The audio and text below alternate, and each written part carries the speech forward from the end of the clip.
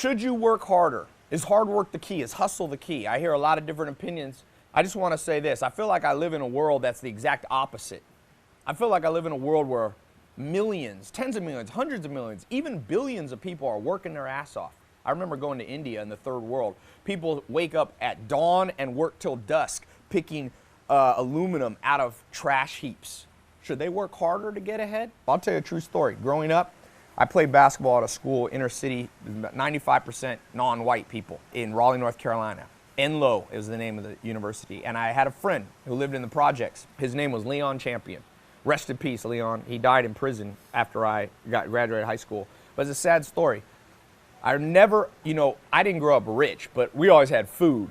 And I spent the night at his house in the projects one time. And Leon, I woke up in the middle of the night and I was hungry. I was probably 17 years old, hungry. I go down to his refrigerator, everybody's asleep. I open it up, he had a single mom. And I'll never forget, there was mustard and beer in the kitchen. One beer, one mustard. I said to him, I came back in the morning, I said, Leon, where's the food? He said, man, I don't eat on the weekends. We don't have any money. I eat free lunch as late as I can on Friday, and then I go to school at 6 in the morning to eat on Monday. Sure, he had a little bit of candy and a little bit of that on the weekend. Wage inequality. His mom was working nonstop. I never even saw his mom. She was at a job every minute. I don't even know when she came in to sleep. So don't tell me I should have just gone to her and said to Leon's mom, oh, work harder, work harder, work harder, hustle. Hey, you ain't hustling. No, someone should have educated her. Some entrepreneur should have reached down from their multi-million-dollar empire and said, let me take you under my wing. A guy came to me, a homeless kid. His name is Chris Lopez. I put some videos. This was about 2 years ago. Showed up, knocked on my door at my Hollywood Hills house. He said, Ty, everybody's dead in my family except my grandfather. I'm homeless. I walked from Compton, Long Beach. He walked to Hollywood. I said, how long did it take? I think he said 7 hours. So I think he took the bus a little bit. He said, will you help me, Ty? And I didn't know this guy. I didn't know if he had a criminal record. I didn't know whatever. But I thought, this dude's a hustler. He showed up. I said, how'd you find my house? He said, I triangulated. This is before Snapchat. Triangulated it. I walked for hours up here in the hills, and I finally found it. So I took him under my wing. And he worked for me. I told him at first, I'm just going to hire you for a little while. This is not a long-term thing. I want to test you, see if you fit in. And he worked for me for about 1.5 years, 1 year. And finally I came to the end. I said, I've taught you a lot of stuff. You've saved a lot of money working for me. So he had saved up enough to get a motorcycle and have money in the bank. He was taking care of his grandfather, who was like 80 or 90. They were no longer homeless. And it's not me bragging. I'm just showing you what leverage can do when you reach out and help people, all you entrepreneurs. And Chris Lopez kind of disappeared. All right, it was the last day. We sent him off. Thanks for being here. About 6 months ago, I was in the Las Vegas airport. Who comes around the corner when I get out of there? Just walking by, Chris Lopez. He came up to me. I recorded a video. I've released it a long time ago. He said, he said, Ty, man, I want to thank you. You showed me how to do real estate. Give me some just general financial tips. He was Mexican. He said, I went down where my grandfather's hometown in Mexico, and we built a condominium building. I can't remember how big it was, multi-units. And he said, that thing pays me $600 or $700 a month profit now. That takes care of my grandpa here in Long Beach, Compton. He said, I found a job. He's got all these entrepreneurial jobs. He's up in Alaska doing some fishing for a couple months. He said, man, I'm financially independent. I think he told me he's making $4,000 to $6,000 a month. Now, that's not $1 million. But if you left that kid in the ghetto and just said, work harder, you know what happened to my friend Leon Champion, the other friend I was talking about? Nobody helped him. I was only 17. I didn't know how to help him. My dad, we had a little bit of money. My stepdad, very nice thing he did, when I told him, man, I was just at Leon's house, he had no food, we went and bought a week's worth of groceries. That's all we could afford, and we brought it to Leon, but it wasn't enough. His mom continued to work hard, didn't work. I remember as a senior in high school, Leon, I stopped hanging out with him. He started carrying a gun at school. He started dealing coke, and I was an athlete. I didn't want to get involved in that. We were acquaintances, but he was forced to because he was hungry. Not because he was a criminal. He was a good kid. I left. I went to Joel Salatin's farm. When I came back, first thing I did, I called my friend Lance. I said, Lance, let's catch up and play basketball with Leon. He said, oh, you don't know? Leon's dead. So what happened? He said, man, he got caught for selling drugs. He got put in prison, and Leon was diabetic. All that bad diet stuff, not being able to eat, had made him a diabetic as a teenager. I remember that. He used to have insulin shots. He said they put him in prison, and I don't think they gave him his insulin shots, and he just died. They just left him. He rotted in there at 20, 21 years old. So that's the world where you just tell the mom to work harder and hustle. Don't give me that fucking shit. It pisses me off. Go out and teach people how to do stuff. That's how you move the world forward. Enough of this nonsense. By the way, a little PS. I never saw Leon's mom because she drove a taxi, did all this. But in his senior year, she's the one who gave him a gun. They both started dealing. She said, forget this, we're hungry. What I wish would have happened is one of these entrepreneurs just talking about hustle, just talking about hard work. How about hard work go help people? And a lot of you are. I'm not calling out anyone in particular. I'm just saying, don't preach at people that need to work hard. If she would have come across one of these videos, she would have thought, oh my God, I just got to work hard. Nah, that's not what she needed. She needed guidance.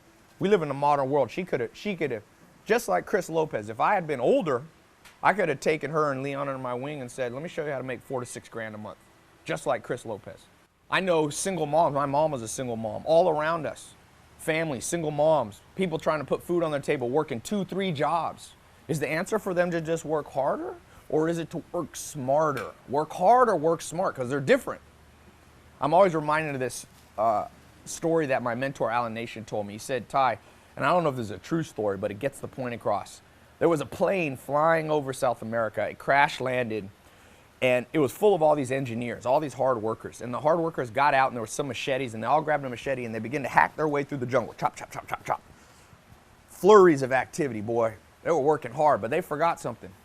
Don't ever confuse flurries of activity with accomplishment. Activity doesn't always equal achievement. So they were chopping through, and luckily for them, one person got out of the plane. Instead of working hard, went on, climbed up a big tree and looked out and surveyed the landscape and yelled down to the group and said, hey guys, you're working hard, but you're going the wrong direction. You're going deeper into the jungle.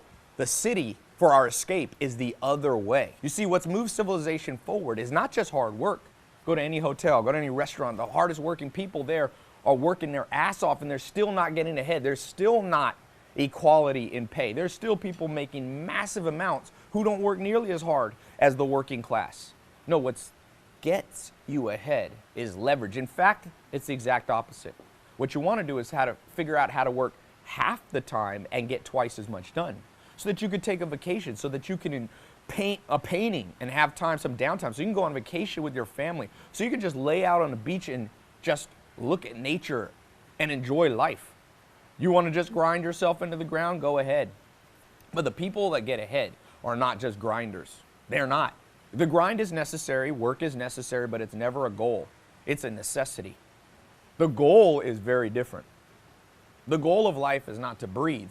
Breathing is a necessity. The goal of life is to enjoy your life, to do something important. You breathe because you must. You work because you must.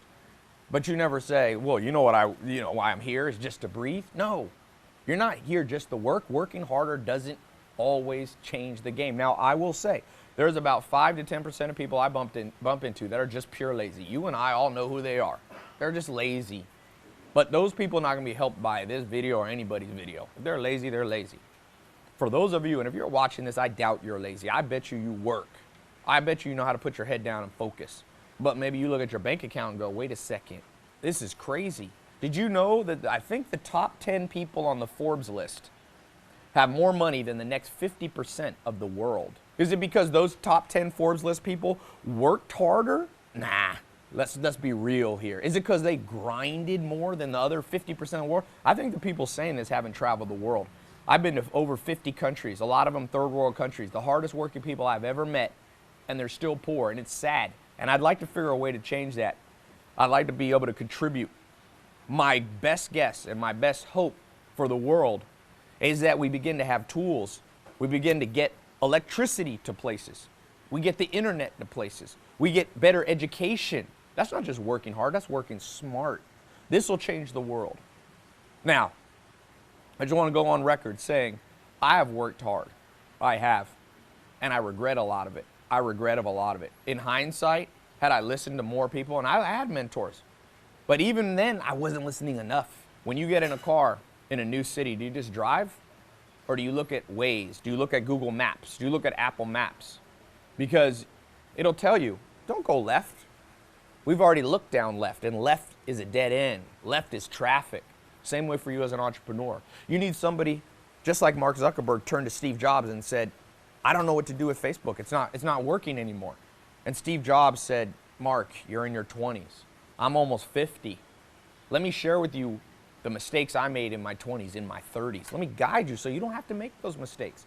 As the great Warren Buffett says, once the richest man in the world, we only learn through mistakes, but they don't have to be ours. We only learn through hard work, but it doesn't have to all be our hard work. Who do you think gets further in life? Who do you think gets to the point A to point B faster? Somebody who runs real fast, really fast, Usain Bolt. He can run 28 miles an hour, I think. Or an out-of-shape person who has a car. One has a tool, one works hard. Who would you bet on in a fight? Somebody with a stick or somebody with a gun? Who would you want defending you? One might be really strong with really big muscles. It'll be like that Indiana Jones movie. The guy had the sword, and Indiana Jones watched the guy do all the sword stuff, and then he just went, boop, because he had a tool. What's your gun? And I'm not talking about literally guns. I'm saying, what's your tool? What's going to get you ahead? What's helped me? I'm probably not smarter than you. I probably didn't work harder than you. I found some mentors when the internet first came out, and they showed me how to use Google Ads. I sat in a little room in Raleigh, North Carolina, and I reached the entire United States from a little interface. It helped me go from 0 to 6 figures. How do you explain that? Was I working harder than you? I don't think so. I was working smarter than some people, but it wasn't even my smarts. I can't even take the credit. I was taking the smarts from a guy named Corey Rudel. Joel Salatin helped me. Gary Townsend helped me. Alan Nation helped me. Joel Salatin at age 19 changed my life. Most important people in my life were not the ones who made me work harder, although Joel did expect hard work. But boy, it was also smart work. If you just worked hard and did a flurry of activity and he came in there and it was all falling apart, he wouldn't congratulate me for my hard work. Your bank account doesn't go up from hard work. There's no rule that you work double the hours tomorrow and you make double the money, especially not as an entrepreneur. If I could go back and be 19 again, I would watch this video and test it. And I go, how can I work smarter? How can I take and download into my brain through books, mentorships, conferences, YouTube videos, the accumulated body of knowledge of the wisest people in the world? Give me that. I'm gonna tell you, I challenge anybody. You wanna try to outwork me and I do that? You can out leverage everybody. Was it Archimedes, I think, who said, give me a lever long enough and I'll move the world. We can change the world. We can create wage equality, or at least much closer sort. There will always be some wage inequality, but it doesn't have to be that the top 10 people have more money than the bottom 50%. Those top 10 people, even if they work 24 hours a day, can only work 240 hours a day, but 3.5 billion people are working hundreds of billions of hours a month, but they're not getting ahead. It's a sad world. It will be education, it will be technology, it will be mentors. This is what will move the world forward. I'm not talking about personal wealth for me or personal wealth for you, even though that will be included. I'm talking about wealth for the world. I'm talking about a world where you can walk down the streets and no one's shooting at anybody because everybody has enough. The only people who shoot at people are people who don't have enough for the most part. There's a few psychopaths. Almost all crime is rooted in not having enough.